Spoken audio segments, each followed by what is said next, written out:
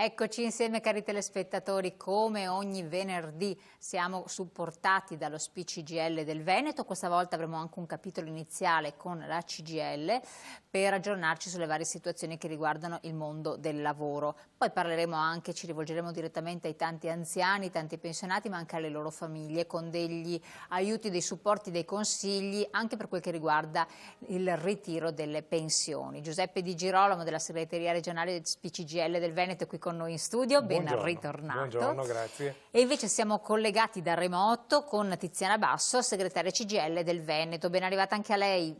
Grazie, buongiorno a tutti. Ben arrivata. Allora, io direi di incominciare con la segretaria perché ci deve poi lasciare degli impegni inderogabili urgenti, sempre di carattere sindacale. E allora facciamo un po' il quadro della situazione, cassa integrazione, integrazione in deroga, insomma, un po' per inquadrare quello che sta succedendo, oltre all'ampliamento delle aziende che sono state autorizzate a lasciare a casa i lavoratori. Quindi il famoso codice Ateco, che peraltro si è scoperto che è un po' antico, ha 17 anni, non lo so, vecchiotto, per cui tante aziende che sono state coinvolte come non essenziali, poi risulta che invece anche nella produzione sarebbero importanti per la produzione di beni essenziali. Prego. Sì, sicuramente ci sono forse degli aggiornamenti da fare, anche perché alcune aziende nascono con un codice Ateco che poi non hanno adeguato nel tempo, per cui comunque insomma questa è una discussione che anche tutti i nostri territori stanno svolgendo con i prefetti, quindi anche per una verifica puntuale, quindi questo è un lavoro importante che ci impegnerà nei prossimi giorni. Io ci tenevo a mandare un messaggio oggi rispetto al fatto che tutti i lavoratori sospesi hanno una copertura con gli ammortizzatori sociali. È un tema importantissimo perché di fatto ai lavoratori a casa deve essere garantito il reddito degli ammortizzatori sociali.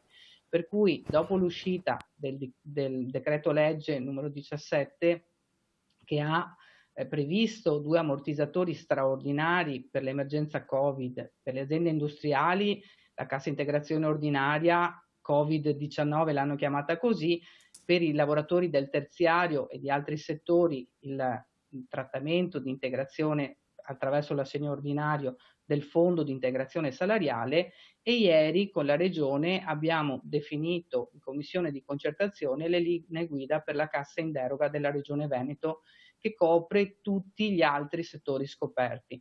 Quindi la cosa importante da dire è che oggi tutti i lavoratori hanno un ammortizzatore sociale. Questo è molto importante perché le imprese si devono attivare per fare arrivare l'ammortizzatore sociale ai lavoratori. Non arriva in automatico, quindi ci sono delle procedure da attivare, delle domande da fare, perché altrimenti i lavoratori restano scoperti. Questo è un aspetto fondamentale e mi sento appunto di sollecitare tutte le imprese ad attivarlo perché appunto oggi nessun lavoratore resti scoperto da una copertura seppur ridotta, però salariale importante. Ecco, la chiedo solo una cosa, un attimo. È vero che allo stato attuale, non essendoci ancora liquidità da parte dello Stato, l'importo dovrebbe essere anticipato dall'azienda stessa? Allora, questo è un aspetto importante che mi sento di sollecitare. Allora, per la cassa in deroga non è possibile fare l'anticipazione. La norma e le procedure particolari che caratterizzano la cassa in deroga ne prevedono solo il pagamento diretto da parte dell'INPS, mentre la cassa integrazione ordinaria, che ripeto è per le aziende industriali, e il fondo di integrazione salariale, l'assegno ordinario, può essere anticipato. Allora, io mi sento di richiamare a senso di responsabilità le imprese, chi può lo faccia, perché oggi è stata data la possibilità anche a queste aziende di chiedere il pagamento diretto, però questo significa per forza di cose allungare i tempi di erogazione ai lavoratori, per cui io sollecito le imprese, chi può anticipi il trattamento di integrazione salariale, perché questo è fondamentale. Certo, ci sono molte aziende però che lamentano di essere senza possibilità di farlo, non per niente hanno lasciato a casa i lavoratori, hanno fatto giocoforza perché la produttività è ridotta all'osso, per cui si parlava il governo di chiedere l'anticipazione alle banche, però questo poteva provocare degli scompensi, alla Banca d'Italia, procedure troppo lunghe, per cui sembra che ci sia un problema serio di liquidità. Certo, c'è un problema di liquidità e ne abbiamo tutti consapevolezza. In Regione Veneto è già attivo un accordo per l'anticipazione sociale da parte dalle banche, è attivo ancora dal momento della crisi, della grande crisi del 2009 in poi. Mm. Attualmente è già praticabile l'anticipazione sociale, solo che quell'accordo che è stato fatto da Regione Veneto con le banche è figlio di tempi diversi, per cui le procedure burocratiche per l'accesso all'anticipazione sociale, con le ristrettezze dei DPCM legati alla mobilità, oggi sarebbero difficilmente attuabili. Per cui noi abbiamo chiuso ieri sera, come le dicevo, la definizione delle linee guida con la Regione Veneto. Nella prossima settimana la Regione Veneto ci ha già comunicato che si attiverà con le banche per trovare procedure anche per via telematica per dare la possibilità ai lavoratori all'accesso all'anticipazione sociale. C'è già un fondo di garanzia da parte della Regione Veneto attraverso Veneto Sviluppo, per cui noi, tra virgolette, come Regione siamo già pronti per questo tipo di percorso. Io però, ripeto, sicuramente ci sono delle aziende che sono in difficoltà di liquidità, ci sono delle aziende che erano già in difficoltà prima della partenza di questa epidemia, però ci sono altre aziende che invece stanno bene, hanno lavorato fino a qualche giorno fa e quindi a queste appunto richiamo il senso di responsabilità perché i lavoratori comunque avrebbero tempi più lunghi per ricevere in ogni caso, perché insomma ci sono delle cose da fare e quindi chi può anticipi e quindi il mese di marzo abbia la copertura, tra virgolette, delle scadenze normali. Poi noi tutti siamo consapevoli e azienda per azienda dove riusciamo a confrontarci andiamo anche a verificare le singole situazioni. Chiaro che ci sono delle difficoltà per tutti. Ecco, le aziende sono state tutte d'accordo, la parte quindi datoriale, nelle chiusure che sono state alla fine concordate, insomma, date, concordate Beh, è una sì, parolona. sicuramente non è una situazione semplice e non sono tutti d'accordo, questo è poco ma sicuro. Però in questo momento l'obiettivo principale, sia per la salute di tutti, quindi per evitare di aumentare il contagio, sia per garantire il bene assolutamente costituzionale, lo chiamo così, della salute dei lavoratori, bisogna ridurre al minimo le presenze. Noi abbiamo lavorato molto sul protocollo per le aziende che devono stare aperte perché vengono rispettate in maniera ottimale le norme di salute e sicurezza, a partire insomma dalla sanità, dove è assolutamente indispensabile aumentare i presidi, quindi i dispositivi di sicurezza per tutto il personale, ma appunto c'era la necessità di ridurre ulteriormente. Credo che con l'accordo che è stato raggiunto col governo e di una revisione dei codici Ateco, quindi con una ulteriore chiusura, si vada verso questo punto essenziale, quello che dove non serve tenere aperto a fronte della sicurezza della salute di tutti, è bene sospendere l'attività, perché questo è appunto il tema in questo momento, visto comunque anche i dati di ieri sui numeri del contagio, assolutamente essenziale per ridurre i contagi.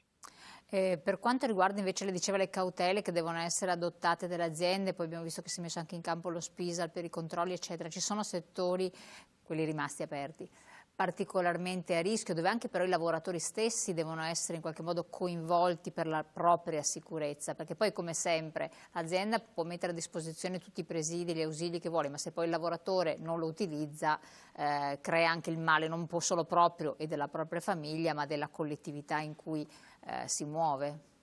Certo, in questo momento è stato detto da tutte le parti, il senso di responsabilità collettivo ma anche individuale è essenziale.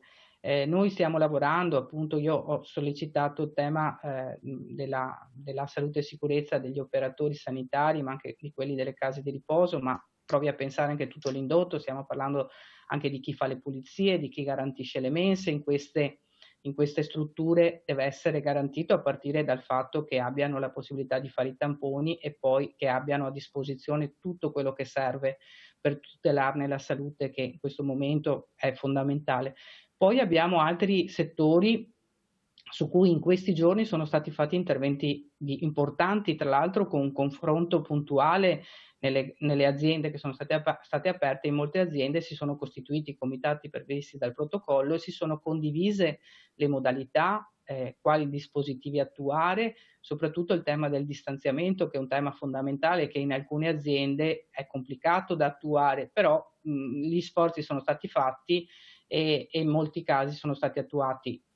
Concordo con lei che in questi giorni è stato fondamentale l'intervento degli SPISAL, che sono intervenuti in molte aziende per dare anche indicazioni utili, perché è chiaro che è un momento complicato e non sempre si è chiaro quello che si deve fare. E quindi in alcuni territori ci sono state moltissime uscite a supporto. Io segnalo una difficoltà in un settore fondamentale come quello della logistica.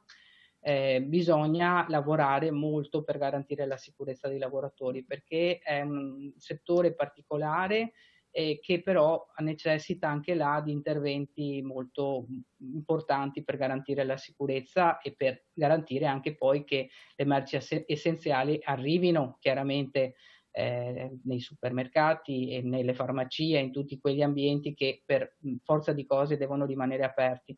Il settore della logistica è un settore esposto su cui stiamo lavorando ulteriormente anche assieme ai prefetti per trovare, e agli SPISAL, chiaramente gli organismi deputati a questo compito, per trovare le soluzioni più opportune. Perfetto. Siete soddisfatti degli accordi raggiunti a livello governativo, questo ampliamento, eccetera? Sì, sicuramente è stato fatto un passo in avanti, a fronte anche delle richieste che noi avevamo fatto, sinceramente è stato fatto un passo in avanti. Cosa fondamentale, come ricordavo all'inizio, è questo confronto sul territorio rispetto a delle deroghe che vengono richieste ai prefetti e che appunto trovano spazio di confronto e di verifica. Questo è un aspetto importantissimo, ci dà un lavoro importante da fare nei prossimi giorni, però mette in campo effettivamente un confronto fattivo tra tutte le parti coinvolte, per evitare anche delle dinamiche poco chiare, la dico così, perché poi all'interno dei codici Ateco si è inseriti anche qualcuno in maniera strumentale, però insomma per dare la possibilità effettivamente a quello che serve di rimanere aperto e quello che non serve di chiudere. Per cui l'accordo raggiunto, oltre a ridurre i codici Ateco, ha anche introdotto questo metodo di confronto sul territorio che noi giudichiamo molto positivo. Ci sono poi delle categorie, le cosiddette partite IVA, che in realtà sarebbero dei lavoratori dipendenti che sono monomandatari, sono rimasti a casa, non hanno copertura, i co-co-co, eccetera, e a costoro era stata garantita i famosi 600 euro. Poi però molti sono anche legati a delle casse autonome separate, in parte con l'INAIL, con l'INPS, in parte con le casse separate. Insomma, c'è una grande confusione al riguardo. Si è riparlato nuovamente del click day, fake news o no, non si capisce bene, speriamo che non lo sia. Esatto, no, Però insomma noi attendiamo, sono numeri scusi, paurosi di persone che si sentono abbandonati. assolutamente, noi attendiamo per questa mattina, massimo lunedì, la circolare INPS che dovrebbe mettere chiarezza su molti di questi aspetti. Li citava lei alcuni, ma abbiamo gli stagionali Sì, che non hanno cominciato a lavorare sì. fondamentalmente perché non è partita la stagione. Abbiamo anche delle criticità anche rispetto agli ammortizzatori. Tutti gli ammortizzatori coprono da chi era in forza dal 23 febbraio, ma alcune assunzioni sono state fatte dopo perché non si pensava a un disastro e a una progressione così importante, per cui abbiamo oggi comunque un gruppo di lavoratori scoperti. Noi speriamo che la circolare intanto dia chiarezza rispetto all'accesso e alle modalità d'accesso e a chi ha la copertura o no.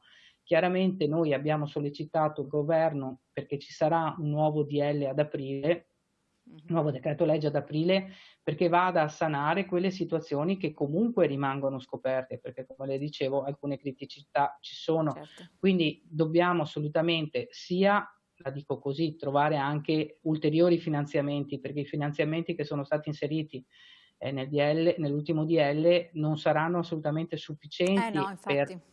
quindi la necessità è che esca velocemente un nuovo decreto legge che vada a sanare quelle situazioni di scopertura che ci sono, che oggettivamente ci sono, anche perché un bonus di 600 € o è pensato per un mese e già è poco, Sì, oppure non ha molto senso, come una assolutamente. tantum. E quindi, noi ci aspettiamo che ci siano ulteriori risorse e ulteriori chiarimenti anche rispetto a proprio anche le modalità di accesso nei prossimi giorni. Quindi voi come sindacato generale vi fate portavoce anche per diciamo, queste persone, che sono tante nel nostro territorio, tra l'altro. Assolutamente sì, Va assolutamente bene, sì. perfetto. Faremo un aggiornamento naturalmente per capire qual è il punto della situazione. Io la lascio ai suoi Ben impegni. volentieri. Grazie a Tiziana Basso della segreteria CGIL del Veneto, grazie ancora a lei del suo contributo.